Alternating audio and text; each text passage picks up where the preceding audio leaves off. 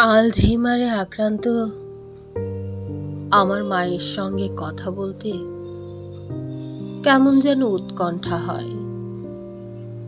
সাক্ষাৎ হওয়া মাত্র যদি সে জিজ্ঞাসে, তুমি কে?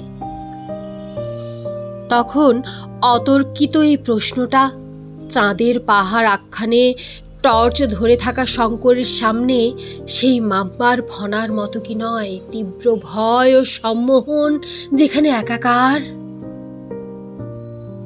স্বপ্নের কৃতদাস থেকে আমরা হয়ে যাই ধীরে মৃত্যুর কৃতদাস। তারপর অসংখ্য রাজহাঁসে ঢেকে যাওয়া পাহাড় ঘিরে হংসধ্বনি আর ভয়াবহ হাসি শোনা যায়। কে হাসে? কে হাসে এত?